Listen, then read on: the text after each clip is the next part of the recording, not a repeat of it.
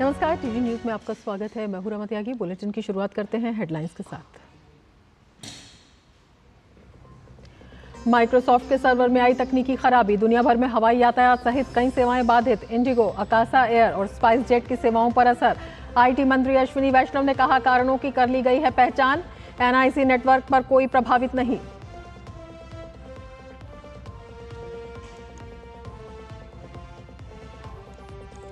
Monsoon सत्र में आपदा प्रबंधन कानून में संशोधन समेत 6 विधेयक पेश करेगी सरकार। 23 जुलाई को पेश होगा केंद्रीय बजट।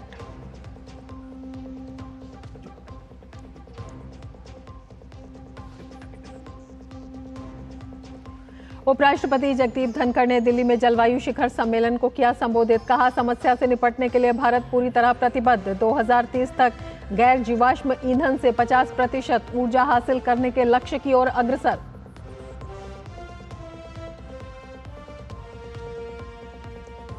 यूपीएससी ने की प्रशिक्षु आईएएस अधिकारी पूजा खेड़कर के खिलाफ कार्रवाई। एफआईआर दर्ज कर चलाया जाएगा आपराधिक मुकदमा। सिविल सेवा परीक्षा 2022 में उम्मीदवारी रद्द करने के लिए नोटिस किया जाएगा जारी।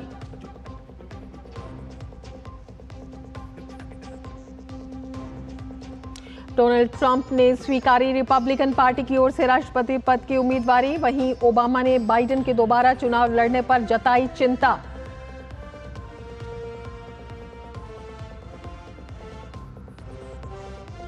आरक्षण के खिलाफ बांग्लादेश में नहीं थम रहा हिंसक झड़पों का दौर। अब तक 19 लोगों की मौत, कई हिस्सों में इंटरनेट सेवा बंद। सरकारी नौकरियों में आरक्षण खत्म करने की मांग।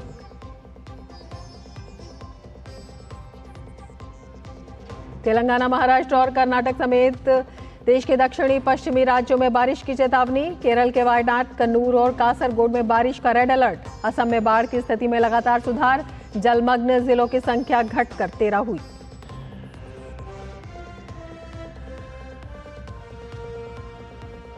और खेलो इंडिया राइजिंग टैलेंट आइडेंटिफिकेशन कीर्ति पहल के दूसरे चरण का शुभारंभ। पहले 100 दिन में गांव से लेकर शहर के 1 लाख युवाओं की प्रतिभा की होगी पहचान।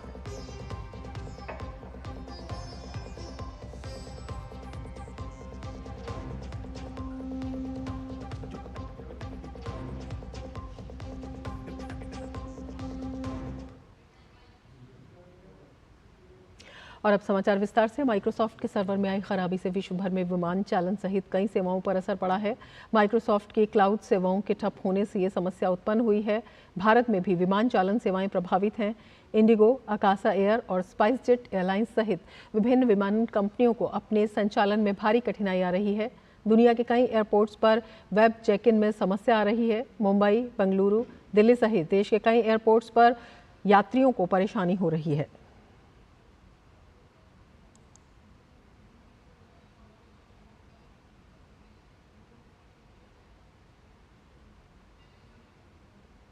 तो माइक्रोसॉफ्ट सर्वर में खराबी और देश के कई हवाई अड्डों पर भारी कठिनाई का सामना करना पड़ रहा है। एयरपोर्ट्स पर वेब चेक इन में समस्या आ रही है।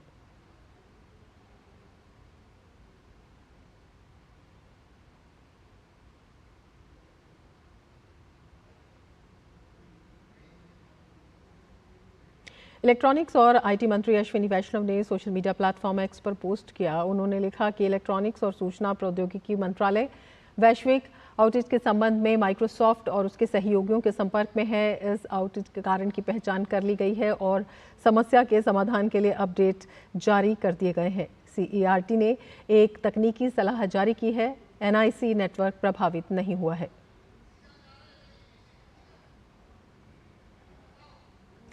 और सीधे आपको एमईए की प्रेस कॉन्फ्रेंस में ले चलते हैं।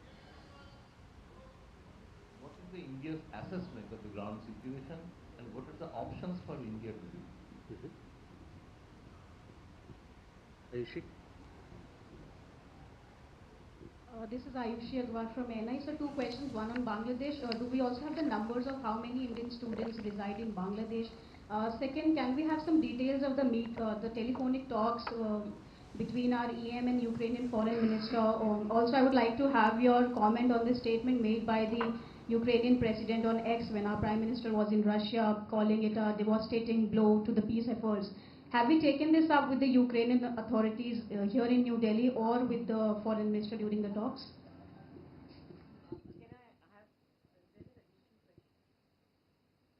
कंफ्यूजन हो जाएगा.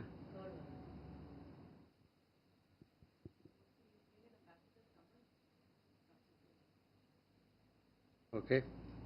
Any more question on Bangladesh? We can all. There will be a lot of questions on Bangladesh. Any more questions on Bangladesh? Siddhant? Kalol?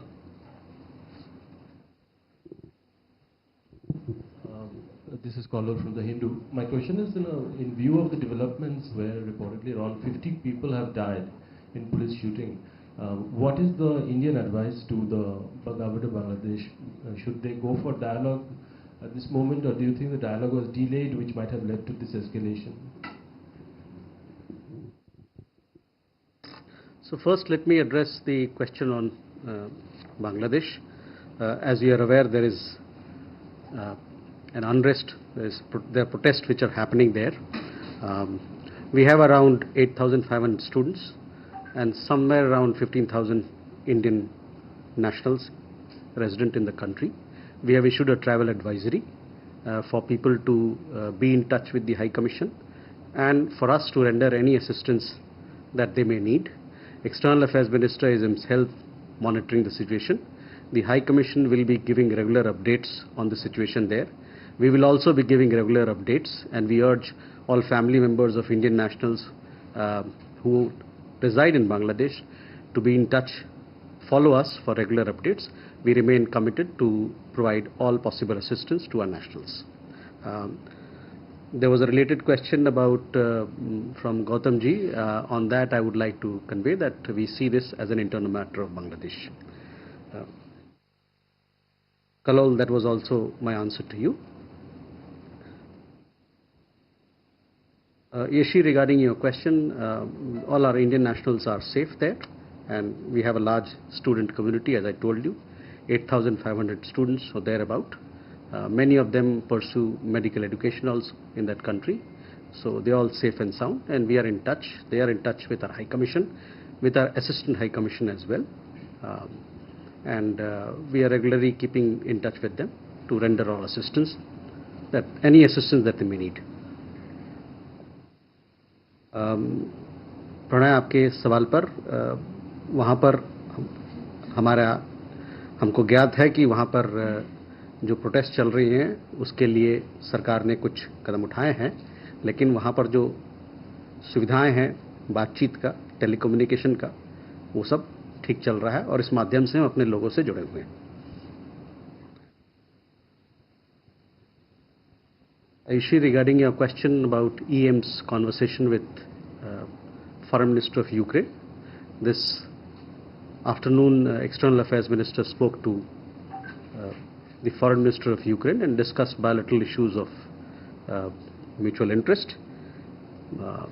As far as the question about Yeshi, you had a related question on Ukraine. See, we have several engagements with Ukraine. We have bilateral mechanisms, we have institutional mechanisms. We keep on talking to each other of various matters, and that is where it is.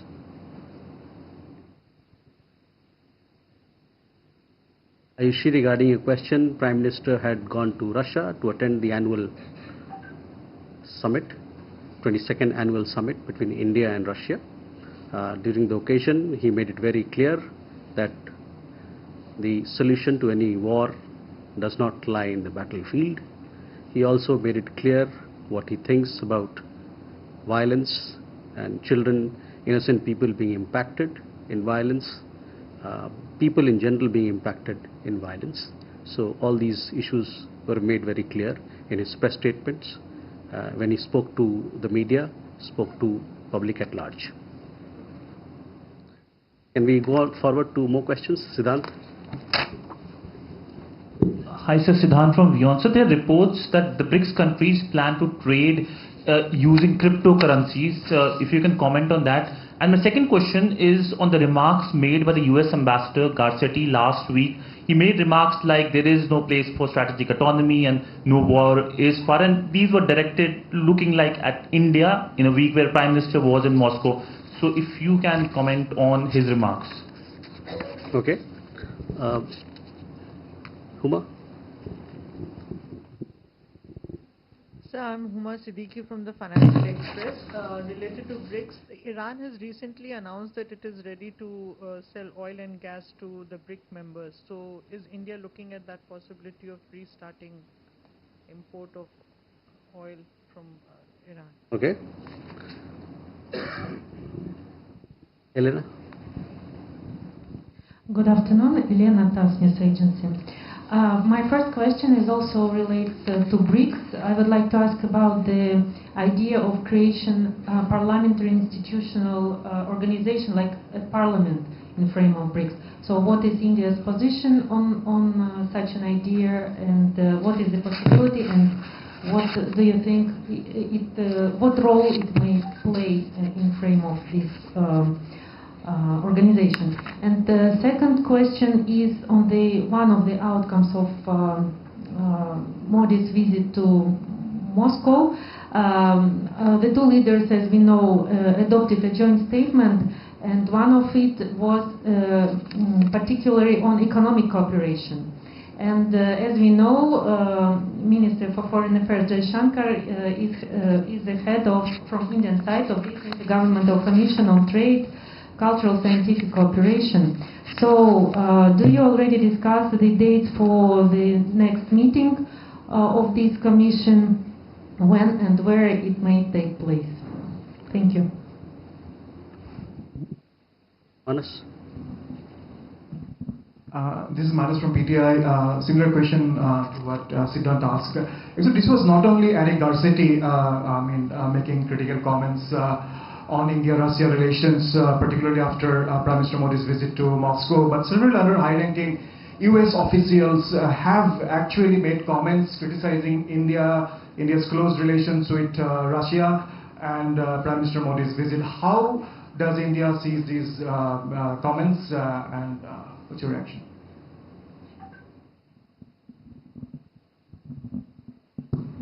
Hi sir, Chandrakala from ETV Bharat. I just wanted to confirm if there has any been decision taken to finalize rules for reducing visa delays for Chinese technicians, business delays. If you could confirm on this.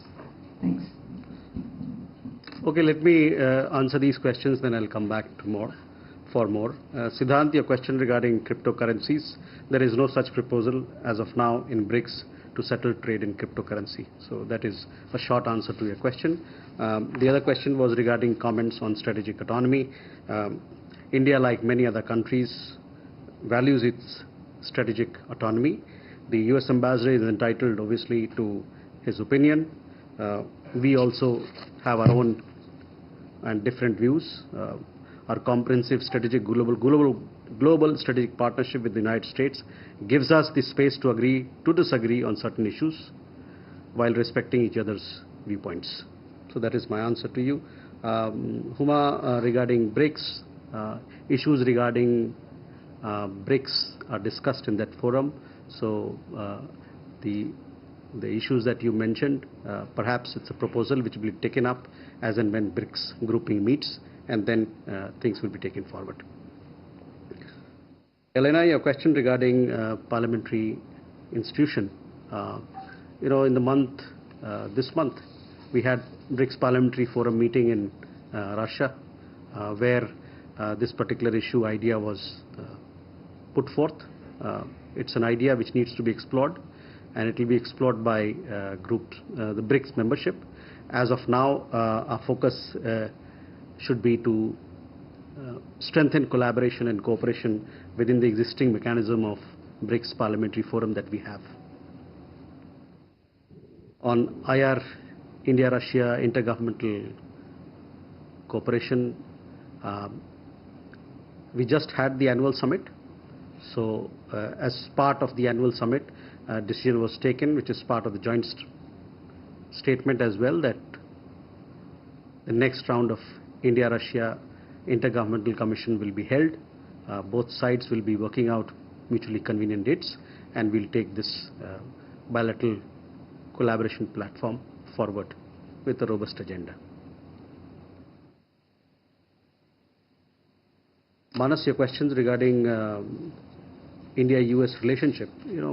between India and the United States, it's a comprehensive strategic global partnership. We have a lot of issues to discuss, and both sides engage with each other on several aspects of the relationship, and we discuss all issues that are of interest to both parties. As far as you talking about something that forms part of bilateral conversation, diplomatic conversations, those are things that as a matter of practice we don't speak about it, don't make it public. Chandrakala, your question regarding visa. See, all visa matters are decided by a policy that are well laid out. So whether it is X or Y country, based on the merit of the application, based on the merit of the case, visas will be issued to people, and visa matters will be discussed in the rubric of the policy that we have, established policy that we have for all countries, including China. Can we, Jaiprakash? Sir मैं जयप्रकाश हूँ दैनिक जागरण से। 2 दिन पहले sir Bharat में जो तिब्बत के निर्वासित सरकार है उसके प्रमुख ने कहा था कि चीन के साथ उनकी बैकडोर बातचीत हो रही है। तो मेरे 2 सवाल हैं।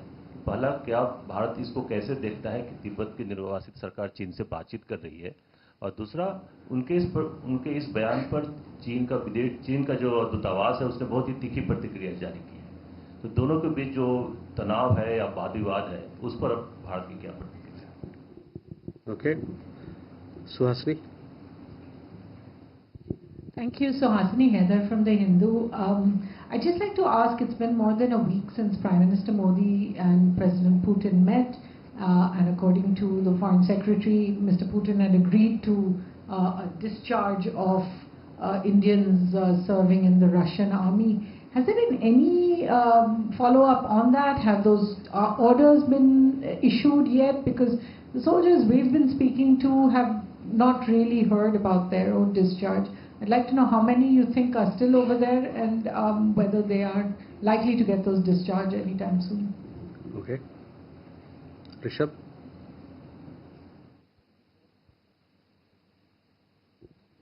Good evening, sir. Rishabh from Times Now. I have 2 questions. One, as Suhasini asked, if we can have a number, because the numbers that have come in, initially it was talked about around 30, then the Russian embassy talked about 100 Indians who are there. So if we can have a number, and then obviously how Suhasini asked that, what's the status on that? So the second thing, near Oman, one ship, the oil tanker capsized.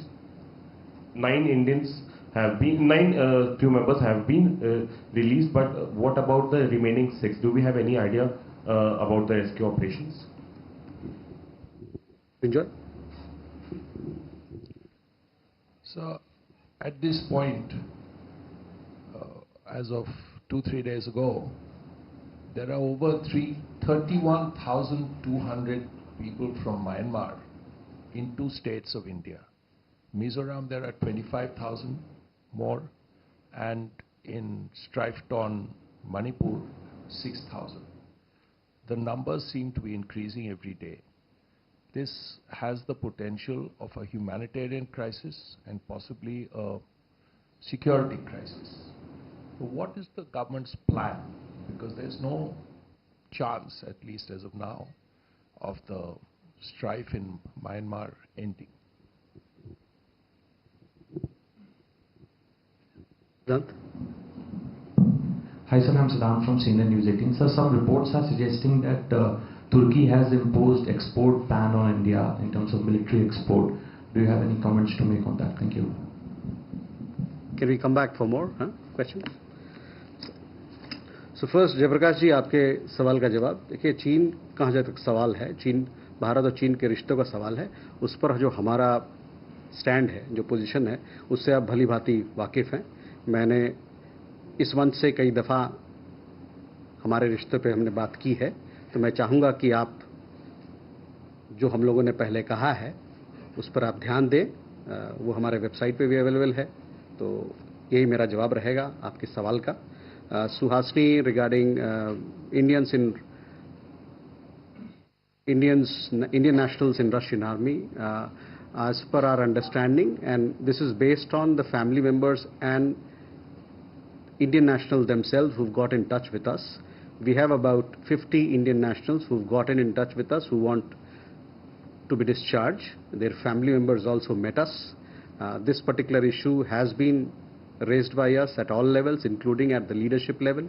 This issue was also taken up by our Prime Minister when he met President Putin during the annual summit.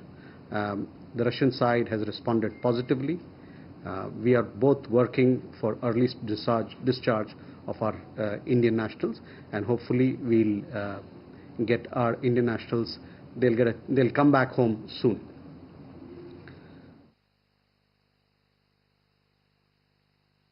Rishabh, on your question, how many 50 around people have got in touch with us who want to be discharged, so that is the number that we are looking at. In addition, we told you before that 10 Indian nationals have returned from Russia. On the question of the ship which capsized off the coast of Oman, search and rescue operation continues. This particular ship capsized on 15th, that is Monday. Since then, Indian Navy has been doing search and rescue operation. The Omani authorities have also been undertaking search and rescue operation. We have been able to locate and rescue 9 people, which includes 8 Indian nationals and 1 Sri Lankan. These 9 are part of the crew members. In all, there were 16 people on board, so 16 crew members. 1 person has died. The remaining 6 are still missing, and efforts are on to locate them as well.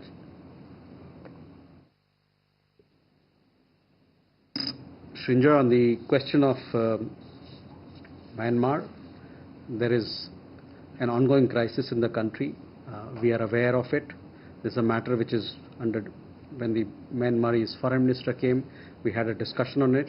A readout of that was made available as well. We are also rendering humanitarian assistance to Myanmar as a matter of a policy. We rendered assistance to Myanmar when we had when Cyclone Mocha impacted that country. We are also dealing with some of the issues that you raised on the basis of humanitarian approach, and we remain committed to, we want peaceful solution of the ongoing crisis based on a constructive dialogue among all the stakeholders, and we support restoration of democracy in the country. Siddhant, your question regarding Turkey, we've seen some reports. As far as my knowledge is concerned and information is concerned, that information is not good. So I will refer you to please take that question to the Turkish embassy, who can for sure give you an answer, because it's a post which generated in Turkey. To my understanding, to the best of my knowledge, it is disinformation at best. Please.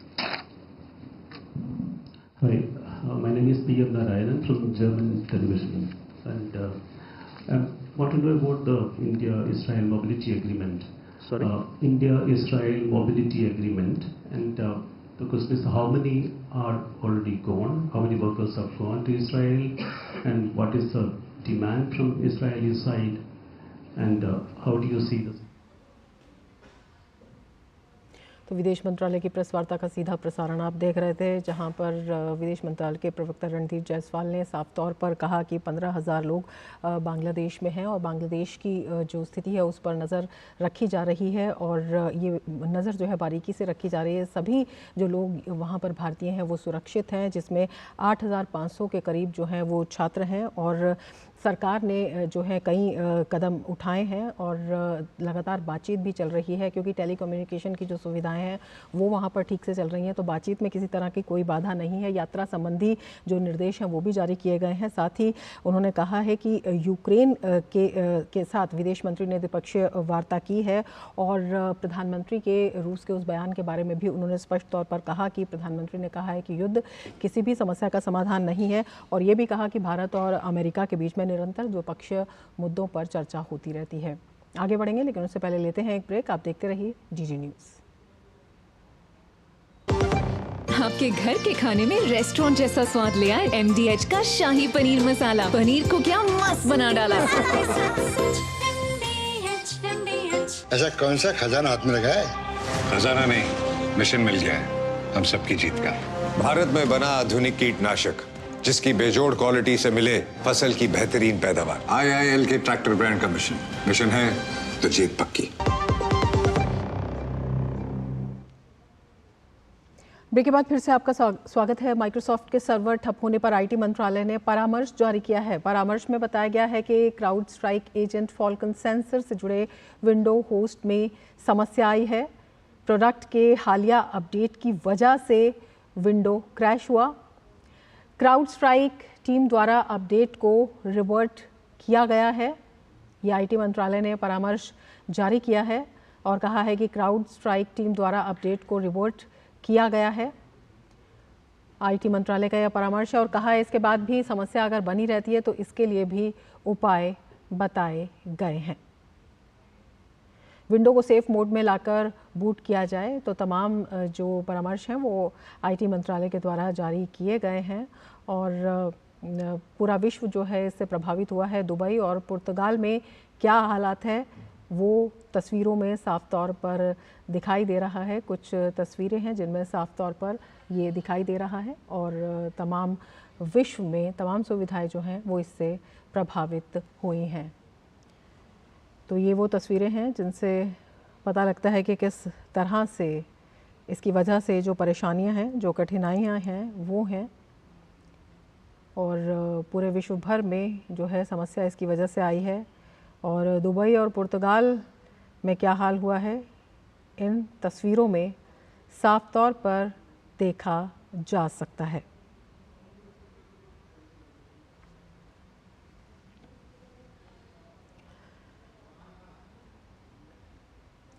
और आपको बता दें जो खबर आ रही है, अभी प्रशिक्षु IAS अधिकारी पूजा खेड़कर के खिलाफ परीक्षा में धोखाधड़ी के आरोप में FIR दर्ज कर ली गई है। संघ लोक सेवा आयोग ने उनके दस्तावेजों की जांच में पाया कि उन्होंने अपनी पहचान के विवरण में बदलाव करके धोखाधड़ी की थी और धोखाधड़ी के आरोप में FIR दर्ज कर ली गई है पूजा खेड़कर के खिलाफ। परीक्षा में धोखाधड़ी के खिलाफ आरोप के खिलाफ FIR दर्ज की गई है। तो पूजा खेड़कर के खिलाफ परीक्षा में धोखाधड़ी के आरोप में FIR दर्ज कर ली गई है।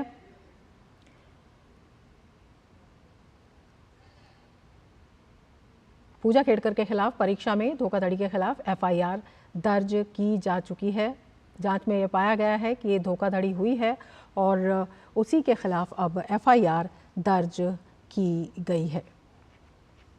परीक्षा में धोखाधड़ी के आरोप में FIR दर्ज की गई है। परीक्षा में धोखाधड़ी करने का आरोप पूजा खेड़कर के ऊपर, अब उसके खिलाफ FIR दर्ज की गई है। UPSC दस्तावेजों की जांच में गड़बड़ी पाई गई है। तो पूजा खेड़कर के खिलाफ परीक्षा में धोखाधड़ी के आरोप में FIR दर्ज कर ली गई है। तो ये देख रहे हैं जो खबर अभी आई है, UPSC दस्तावेजों की जांच में पूजा खेड़कर मामले में गड़बड़ी पाई गई और गड़बड़ी के आरोपों में FIR दर्ज की गई है। परीक्षा में धोखाधड़ी के आरोप हैं और उन्हीं आरोपों की वजह से FIR दर्ज की गई है और UPSC दस्तावेजों की जांच में भी गड़बड़ी पाई गई।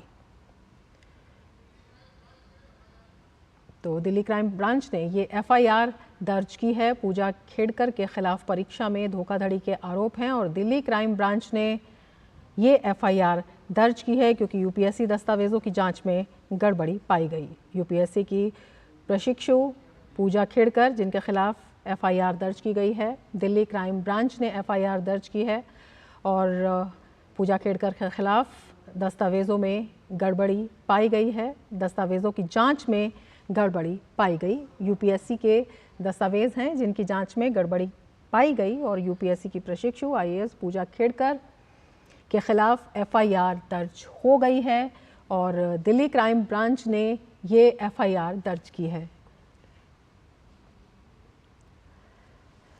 तो ये बड़ी खबर आ रही है। पूजा खेड़कर के खिलाफ परीक्षा में धोखाधड़ी के आरोप में दिल्ली क्राइम ब्रांच ने एफआईआर दर्ज कर ली है। हमारे संवाददाता नीरज सिंह हमारे साथ जुड़े हुए हैं और ज्यादा जानकारी के साथ। नीरज, दिल्ली क्राइम ब्रांच ने एफआईआर दर्ज कर दी है पूजा खेड़कर के खिलाफ। देखिए, बिल्कुल इस समय दिल्ली पुलिस की जो क्राइम ब्रांच है उसने एफआईआर दर्ज की है और लोकसेवा आयोग की तरफ से एक निवेदन गया था कि पूजा खेड़कर के खिलाफ जिस तरह के आरोप निकलकर सामने आ रहे हैं कि उन्होंने गलत तरीके के डॉक्यूमेंट्स यूज किए हैं। अपने जब परीक्षा दी थी उस समय यूपीएससी में जो सर्टिफिकेट उन्होंने सबमिट किए थे उसमें भी गड़बड़ी की जो बात है वो निकलकर सामने आई थी। उसको लेकर एक कह सकते हैं कि दिल्ली पुलिस से ये कहा गया था कि इस मामले को देखें। तो उसके बाद दिल्ली पुलिस ने इसमें एफआईआर दर्ज की है कि पूजा खेड़कर ने जिस तरीके से डॉक्यूमेंट्स प्रयोग किए हैं, इसके अलावा उन्होंने डॉक्यूमेंट्स का प्रयोग करके नौकरी हासिल की है। तो अब दिल्ली पुलिस की क्राइम ब्रांच इस पूरे मामले की जांच करेगी एफआईआर के बाद और पूजा खेड़कर से पूछताछ भी करेगी। और अगर दिल्ली पुलिस को लगता है कि इसमें गलत तरीके से पूजा खेड़कर ने तमाम डॉक्यूमेंट्स का प्रयोग करके अपनी नौकरी हासिल की है तो दिल्ली पुलिस की क्राइम ब्रांच पूजा खेड़कर को गिरफ्तार भी कर सकती है। हम कह सकते हैं कि ये एक बड़ा डेवलपमेंट है कि दिल्ली पुलिस की क्राइम ब्रांच ने अब इस मामले की जांच शुरू कर दी है एफआईआर दर्ज करने के बाद। रमा, बिल्कुल, ये जानना चाहेंगे पूजा खेड़कर के खिलाफ क्या क्या आरोप है। देखिए, पूजा खेड़कर के खिलाफ जो आरोप यूपीएससी की तरफ से दिल्ली पुलिस को एक रिक्वेस्ट की गई थी उसमें ये कहा गया था कि दिल्ली पुलिस की जो क्राइम ब्रांच है वो ये देखे इस पूरे मामले में कि पूजा खेड़कर ने किस किस तरह के डॉक्यूमेंट्स प्रयोग किए हैं और कौन कौन डॉक्यूमेंट्स को फर्जी तरीके से बनाया गया है। आपने देखा भी होगा कि तमाम मीडिया में भी ये खबर चल रही थी कि पूजा खेड़कर ने यूपीएससी की जब जॉब ली तो उस समय जो अपने डॉक्यूमेंट्स सबमिट किए थे उसमें कई तरह की अनियमितताएं निकलकर सामने आई थी। चाहे अपना नाम चेंज करने की बात हो, एज को लेकर भी एक बात निकलकर सामने आ रही है कि उनकी जो अटेम्प्ट थे उनके वो खत्म हो गए थे, लेकिन उसके बाद उन्होंने अपना नाम भी चेंज किया, अपने माता पिता के नाम में भी तब्दीली की और उसके बाद अटेम्प्ट भी दिया। इसके अलावा विकलांगता का जो सर्टिफिकेट उन्होंने सबमिट किया था तो उसको लेकर भी कई तरह के सवाल सामने निकल कर आए थे कि उस सर्टिफिकेट को बनाने के लिए भी फर्जी तरीके के जो डॉक्यूमेंट्स हैं वो क्रिएट किए गए थे। तो अब ये तमाम जो मामले हैं वो अब दिल्ली पुलिस की क्राइम ब्रांच देखेगी और जानेगी कि ये 420 और जो फोर्जरी पूजा खेड़कर ने की है अपनी नौकरी हासिल करने के लिए, तो उसमें किस किस तरह के डॉक्यूमेंट्स प्रयोग किए गए हैं और कहां पर उन डॉक्यूमेंट्स को बनाने वाले जो लोग हैं उन्होंने पूजा खेड़कर की कैसे कैसे सहायता की है, वो तमाम जो जांच है अब दिल्ली पुलिस की क्राइम ब्रांच करेगी और जल्द ही दिल्ली पुलिस की क्राइम ब्रांच पूजा खेड़कर से पूछताछ भी कर सकती है। रमा, बिल्कुल, कितना गंभीर ये मामला हो जाता है तमाम चीजों को देखते हुए नीरज? देखिए, बहुत गंभीर है रमा। आप देखें कि अगर भारत के अंदर देखें तो सबसे टॉप मोस्ट जॉब है यूपीएससी की और एक आईएएस ऑफिसर से ये उम्मीद की जाती है कि वो अपने जीवन काल में नैतिकता का पालन करे, देश की सेवा के लिए, लोगों की भलाई के लिए काम करे। लेकिन अगर वो गलत तरीके से नौकरी लेता है, गलत तरीके के डॉक्यूमेंट्स प्रयोग करके अपनी नौकरी हासिल करता है, तो इसका तात्पर्य ये है कि आपने एक दूसरे ईमानदार व्यक्ति की जिसने मेहनत करके परीक्षा दी थी, आपने उसका हक को छीना है। तो ये कह सकते हैं कि एक बड़ी गंभीर बात है और यही कारण है कि यूपीएससी ने तत्काल इस पर कदम उठाया है और दिल्ली पुलिस से ये कहा है कि इस पूरे मामले की जांच करें। अब दिल्ली पुलिस पूजा खेड़कर से भी पूछताछ करेगी और उन लोगों से भी पूछताछ करेगी जिन्होंने इसके डॉक्यूमेंट्स हैं वो वेरीफाई किए थे, जिन्होंने इसके डॉक्यूमेंट्स को बनाया था, उन तमाम लोगों से दिल्ली पुलिस की क्राइम ब्रांच जल्दी ही पूछताछ करेगी। बिल्कुल, बेहद गंभीर ये मामला। नीरज, आप नजर बनाए रखिए आगे क्या कुछ हो सकता है। फिलहाल शुक्रिया पूरी जानकारी के लिए। और सीधे आपको यूनेस्को वर्ल्ड हेरिटेज कमेटी की बैठक के बाद ले चलते हैं केंद्रीय मंत्री गजेंद्र सिंह शेखावत की पीसी में। ऐसी 168 देशों की ऐसी विरासतों को अब तक चिन्हित किया गया। ये जो बैठक यहाँ दिल्ली में आगामी 21 तारीख से 31 तारीख तक आयोजित होगी, इस बैठक में जो अब तक साइट्स ऐसी चुनी गई हैं जिनके बारे में मैंने आपसे निवेदन किया, उनके अपकीप, मेंटेनेंस, रख रखाव के बारे में तो चर्चा होगी, उनका फर्दर इवैल्यूएशन होगा ही। जहां कमी रही है वहां उसे अलर्ट करने की दिशा में भी अलर्ट्स भी इशू किए जाएंगे, लेकिन साथ साथ ही जो नए डोजियर समिट हुए हैं उनकी समीक्षा होकर के नई ऐतिहासिक वैश्विक धरोहरों को जो है सूचीबद्ध करने का काम भी इस बैठक में होने वाला है। जैसा हम सबके लिए अत्यंत ही गर्व का विषय है कि इस भारत ने जब से इसमें सदस्यता प्राप्त की है उसके बाद, क्योंकि हर एक देश को इसकी गवर्निंग कमेटी, जिसे वर्ल्ड हेरिटेज कमेटी का नाम दिया गया है, जिसमें 4 साल तक के लिए सदस्यता प्राप्त होती है और 6 साल कूलिंग ऑफ के बाद अगले 4 साल तक उसको सदस्यता प्राप्त होती है। भारत के लिए ये चौथा चरण है जब भारत के पास में ये कमेटी की सदस्यता का अवसर आया है।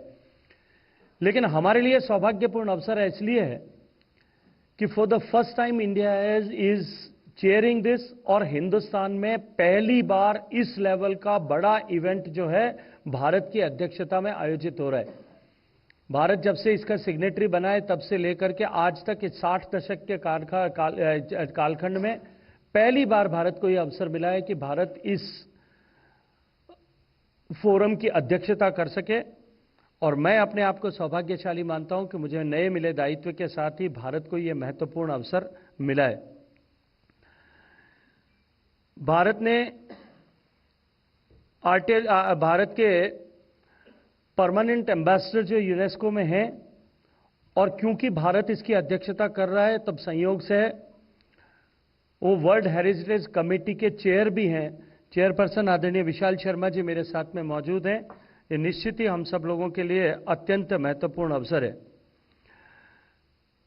ये 46वीं बैठक जब भारत में आयोजित हो रही है, इसमें यूनेस्को के डायरेक्टर जनरल स्वयं उपस्थित होंगे। उद्घाटन के कार्यक्रम में माननीय प्रधानमंत्री जी के पधारने की स्वीकृति हमें सैद्धांतिक रूप से प्राप्त हो गई है। 21 तारीख को शाम को माननीय प्रधानमंत्री जी की गरिमामयी उपस्थिति में, डायरेक्टर जनरल यूनेस्को की उपस्थिति में इसका उद्घाटन कार्यक्रम होगा। मित्रों, जैसा आप सब ने देखा है कि भारत ने इस बैठक के लिए, इस मीटिंग के लिए जो अपना लोगो डिसाइड किया है वो भी निश्चित रूप से अत्यंत महत्वपूर्ण है। इस लोगो में जो हम्पी का स्टोन चैरियट है, हमने इसको अपने मैस्कट के रूप में, अपने लोगो के रूप में माना है, और उसके साथ में इसके नीचे जो 3 शब्द लिखे गए ये सरकार की जो कमिटमेंट है उसको दर्शाते हैं। ये शब्द जो हमने तैत्तरीय उपनिषद से लिए हैं और जिसमें लिखा है सह नो यशः, जिसका इंग्लिश में अर्थ है मे आवर ग्लोरी ग्लो। हमारा जो अतीत है, जिसने पूरे विश्व को मार्गदर्शन किया, जिसने पूरे विश्व में ज्ञान की सरिता को बहाया, वो अतीत एक बार फिर गरिमामयी होकर विश्व के पटल पर उभरे। ये हमारा कमिटमेंट अपने इस लोगों के द्वारा हमने दिखाने की जो है चेष्टा की है। भारत के लिए निश्चित रूप से अत्यंत महत्वपूर्ण अवसर है, क्योंकि जैसा मैंने कहा कि भारत में 1972 में सदस्यता प्राप्त करने के बाद में पहली बार भारत में आयोजन हो रहा है, पहली बार भारत में की अध्यक्षता में आयोजन हो रहा है, और इसके चलते जो दुनिया भर के प्रतिनिधि भारत में आएंगे, एक तरफ भारत के माननीय प्रधानमंत्री जी के नेतृत्व में हुए विकास, भारत ने जिस तरह से आधुनिक विज्ञान के क्षेत्र में पूरे विश्व में एक प्रोग्रेस, एक प्राधान्य प्राप्त किया है, उसके दर्शन विश्व को जो हुए हैं, उसके साथ साथ में भारत की डाइवर्स कल्चर को और भारत की यूनिक हेरिटेज को विश्व के पटल पर और अधिक प्रमुखता के साथ में ले जाने का अवसर हमें इसके माध्यम से मिलेगा। हम सब जानते हैं कि भारत को विश्व गुरु के रूप में ऐसा अतीत में माना गया था। विश्व के विज्ञान और विज्ञान की राजधानी के रूप में भारत की संस्कृति की पहचान पूरे विश्व भर में एक समय में थी, लेकिन काल के कपाल के थपेड़ों के साथ में कहीं जो धूमिल हुई, अब एक बार फिर प्रमुखता के साथ में पूरे विश्व के सामने जो है ये हमारी विरासत पूरे विश्व के सामने जाए, इस दृष्टिकोण से हमारे लिए ये बैठक अत्यंत महत्वपूर्ण होने वाली है। इस बैठक के कालक्रम में जिस तरह से इस वर्ल्ड हेरिटेज कमेटी के साथ साथ में जो 2 अन्य फोरम जिनके ऊपर अभी प्रकाश डाला गया, जिनके बारे में चर्चा होगी, एक यंग प्रोफेशनल्स फोरम है जहां इस विधा में काम करने की इच्छा रखने वाले, इस विधा जो इंटरेस्ट रखने वाले ऐसे विश्व भर के युवाओं को इस मीटिंग के साथ में जोड़ करके सामान्यतया दुनिया के 20 से 25 ऐसे युवाओं को शिक्षित प्रशिक्षित किया जाता है, उनका ओरिएंटेशन किया जाता है। लेकिन हमने प्रयास करके यूनेस्को से बात करके इस तरह की व्यवस्था की है कि उस संख्या को बढ़ा करके इस बार 25 की जगह 50 किया। और केंद्रीय मंत्री गजेंद्र सिंह शेखावत की प्रेस वार्ता का सीधा प्रसारण आप देख रहे थे, जिसमें उन्होंने यूनेस्को की बैठक की 46वें सत्र के बारे में जानकारी दी, जिसकी अध्यक्षता भारत कर रहा है। और उन्होंने कहा कि ये एक बड़ा मेगा इवेंट है जिससे भारत को एक बड़ी नई पहचान मिलेगी, भारत की संस्कृति को। और उन्होंने ये भी कहा कि जो इसका लोगो है और इसके नीचे लिखे जो शब्द हैं वो अपने आप में भारत की प्रतिबद्धता को दिखाते हैं कि किस तरह से भारत का इतिहास गरिमामय रहा है। और उस गरिमामय इतिहास को एक बार फिर विश्व पटल पर एक नई पहचान, एक नया स्वरूप मिलने जा रहा है। और उन्होंने ये भी कहा कि भारत के यूनिक कल्चर को विश्व पटल पर लाने का मौका मिलेगा। और इस इवेंट के लिए प्रधानमंत्री की जो स्वीकृति है वो भी मिल गई है। आगे बढ़ेंगे। माइक्रोसॉफ्ट के सर्वर में आई खराबी से विश्व भर की विमान चालन सहित कई सेवाओं पर गहरा असर पड़ा है। इस बीच जयपुर हवाई अड्डे पर भी विमान सेवाएं बाधित रहीं। हवाई अड्डे पर मौजूद कर्मचारी ने हालातों की जानकारी देते हुए बताया कि तमाम कठिनाइयों के बीच वे यात्रियों को उनके गंतव्य तक पहुंचाने का काम कर रहे हैं। हम अप नहीं हुए हैं, इसकी वजह से फ़्लाइट भी बहुत डिले गई है, पैसेंजर्स परेशान भी हुए। लास्ट मोमेंट तक पैसेंजर्स आते रहे, क्राउडेड हो गया था बहुत ज़्यादा। At SHA security hold area बहुत क्राउडेड हो गया था। सारी flights at IndiGo also, IndiGo की कंटिन्यू फ़्लाइट्स रहती हैं, उन लोगों का भी बहुत, मतलब सब कुछ बहुत क्राउडेड हो गया था। पैसेंजर्स बहुत परेशान हो गए थे। गेट नंबर हमें सबको मैनुअल लिखने पड़े, जिनके गेट नंबर चेंज हो गए थे उन लोगों को पता नहीं था कैसे कहाँ जाना है, क्या करना है। सो या it was a very difficult day for us, but yes we managed.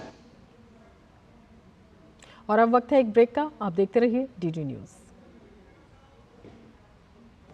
बढ़िया है, क्यों है? प्राकृतिक हल्दी, मिर्ची, धनिया। नहीं, मिर्ची, धनिया, हल्दी, MDH। बात जब पीढ़ियों के लिए बनने वाले घर की हो तो जिम्मेदारी बड़ी हो जाती है। गैलेंट समझता है ये जिम्मेदारी। अब MM रिब्स के साथ गैलेंट एडवांस TMT रीबार, निर्माण का रियल हीरो। ब्रेक के बाद फिर से आपका स्वागत है। माइक्रोसॉफ्ट के सर्वर में आई बड़ी तकनीकी खराबी के कारण देश भर में एयरपोर्ट पर यात्रियों को परेशानियों का सामना करना पड़ रहा है। देखिए इस समस्या पर पटना एयरपोर्ट पर खड़े यात्रियों का क्या कहना है। सारे काउंटर पर सर्वर डाउन है, टिकट काउंटर से नहीं बन पा रही है। टिकट नहीं मिल रहा है, बोल रहा है कि सर्वर डाउन है, परेशान है हम लोग। बच्चे लोग को बंगलौर के लिए है, ऑनलाइन भी नहीं हो रहा है। यहाँ के काउंटर पर मिल जाएगा, ये है वो है, फिर आए यहाँ पर तो कहता है कि नहीं सर्वर डाउन है। PHDCCI द्वारा आयोजित चौथे जलवायु शिखर सम्मेलन को संबोधित करते हुए उपराष्ट्रपति जगदीप धनखड़ ने कहा कि दुनिया भर में जलवायु परिवर्तन से लाखों लोग प्रभावित हो रहे हैं। इस समस्या से निपटने के लिए भारत पूरी तरह से प्रतिबद्ध है। भारत ने 2030 गैर जीवाश्म ईंधन से 50% ऊर्जा हासिल करने के साथ 2070 तक नेट जीरो कार्बन का लक्ष्य रखा है।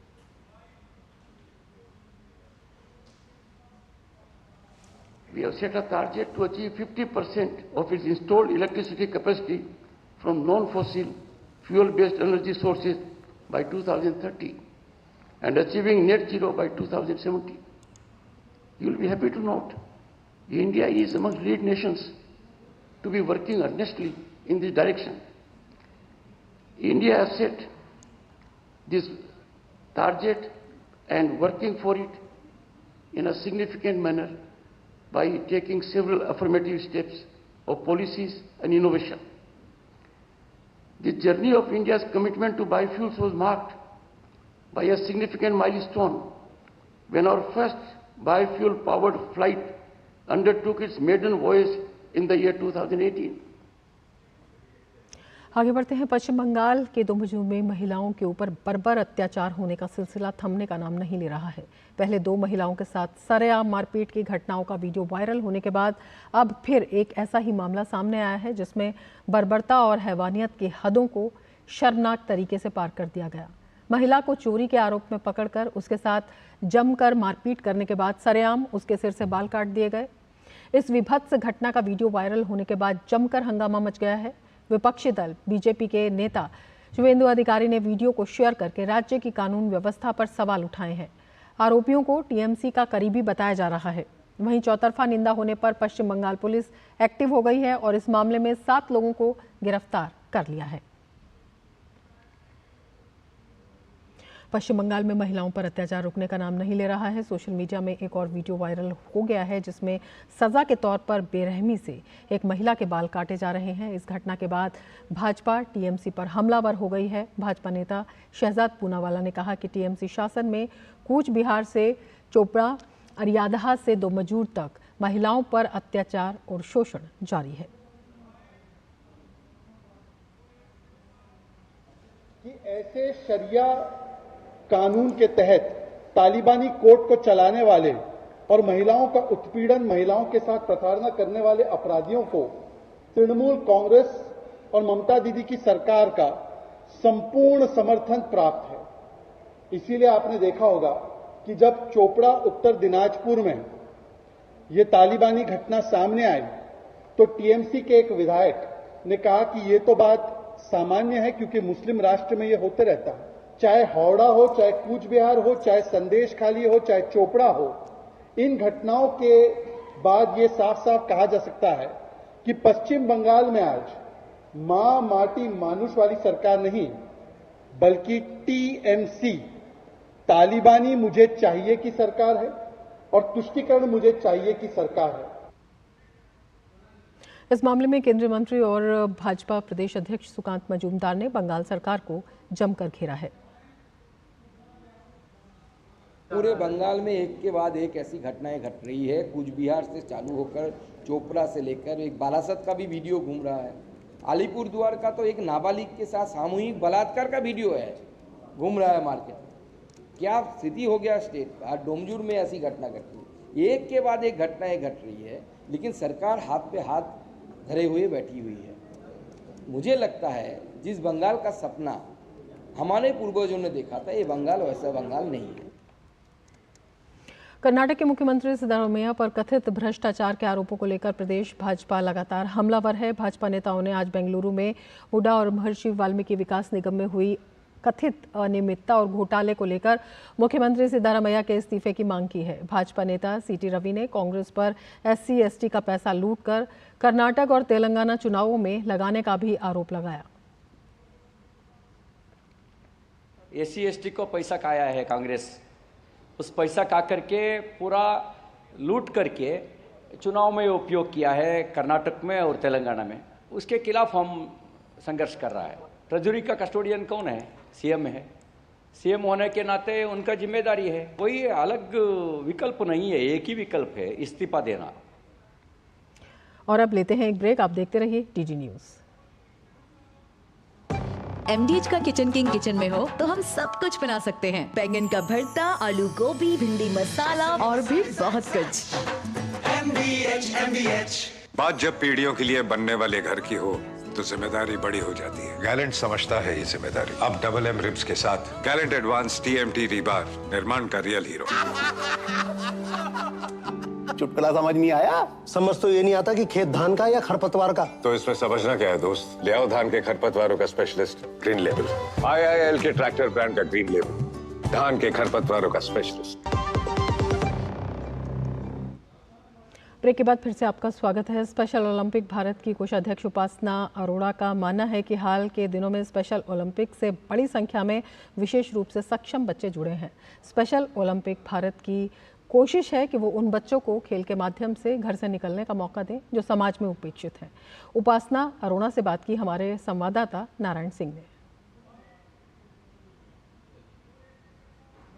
स्पेशल ओलंपिक भारत एक ऐसी संस्था है जो इंटेलेक्चुअल डिसेबिलिटी से ग्रसित बच्चे हैं उनके लिए काम कर रही है, और जिस तरह से स्पेशल ओलंपिक भारत काम कर रहा है, तो हमारे जो स्पेशल बच्चे हैं हर क्षेत्र में, स्पेशली जो खेलों का क्षेत्र है उसमें बेहतरीन प्रदर्शन कर रहे हैं, देश के लिए मेडल जीत रहे हैं। और इस वक्त हमारे साथ हैं स्पेशल ओलंपिक भारत की ट्रेजरर उपासना अरोरा जी। स्पेशल खेलों की बात करें तो जिस तरह से कुछ हाल फिलहाल में प्रदर्शन हुआ है, बर्लिन में रिकॉर्ड तोड़ प्रदर्शन हुआ, किसी भी टूर्नामेंट में हमारे बच्चे जाते हैं तो मेडल जीत रहे हैं, तो किस तरह के प्रयास स्पेशल ओलंपिक भारत की तरह से रहते हैं इन बच्चों को आगे बढ़ाने के लिए? ये वो बच्चे हैं जिनको समाज बड़ा उपेक्षित रखता है और माँ बाप बेचारे परेशान रहते हैं कि इन बच्चों को कैसे संभालें, आगे क्या करें। तो ये बहुत ही अच्छा माध्यम था, हमने खेलों के माध्यम से इन बच्चों को ट्रेंड किया। और आपने देखा बर्लिन में डीडी ने कवर किया था, डीडी न्यूज़ ने, तो आपने देखा कि बच्चे 200 मेडल लेकर आए। जिसके घर में, ईश्वर ना करे ऐसे बच्चे हों, लेकिन अगर हैं तो आप इस बात पर दुखी मत होइए, आप कोशिश करिए कि उन बच्चों को बाहर निकालें, खुले आसमान के नीचे लाएं।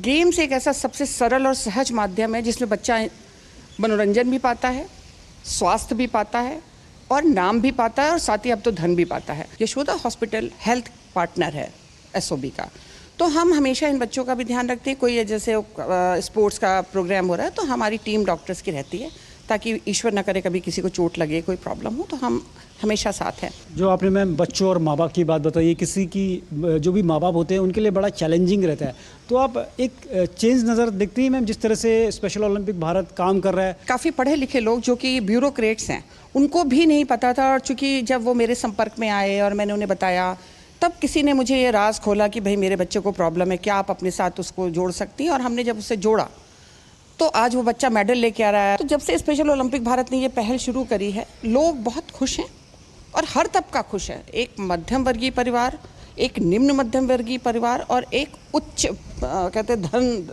से भरे हुए लोग, उनको भी रास्ता नहीं था, तो अब ये रास्ता है और हम दिशा दिखा रहे हैं और दिखाते रहेंगे। तो आप देख सकते हैं कि समाज में किस तरह से जागरूकता फैल रही है स्पेशल ओलंपिक भारत के इन प्रयास से। जो पहले एक माँ बाप के लिए बड़ी परेशानी होती थी कि उनका बच्चा स्पेशल है या नहीं है, वो मानने को तैयार नहीं होते थे, लेकिन खेलों के माध्यम से उन बच्चों को जो एक उनमें जो एक बेहतरी देखी गई है वो काबिले तारीफ़ है। और हम आशा करते हैं कि इसी तरह से ये जो मिशन है स्पेशल ओलंपिक भारत का आगे बढ़ता रहेगा और समाज के लिए कार्य करता रहेगा। विदेश मंत्री डॉक्टर एस जयशंकर ने आज अपने यूक्रेनी समकक्ष दिमित्रो कुलेबा के साथ फ़ोन पर बातचीत की। विदेश मंत्री ने सोशल मीडिया प्लेटफॉर्म एक्स पर बताया, आज दोपहर यूक्रेन के विदेश मंत्री के साथ अच्छी बातचीत हुई, हमारे द्विपक्षीय संबंधों को और मजबूत करने के बारे में चर्चा हुई।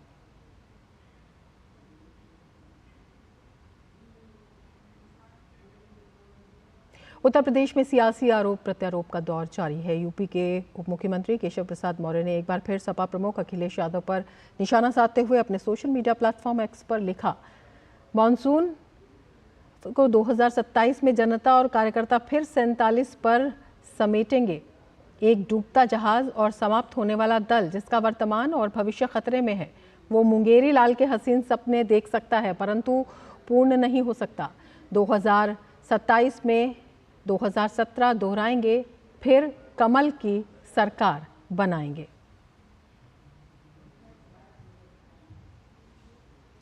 गुजरात के मुख्यमंत्री भूपेंद्र पटेल ने निर्माण श्रमिकों के हितों को ध्यान में रखते हुए श्रमिक बसेरा योजना की शुरुआत की है। योजना के अंतर्गत राज्य के करीब 15,000 निर्माण श्रमिकों को 5 रुपये प्रतिदिन की मामूली दर पर अस्थायी आवास उपलब्ध कराया जाएगा।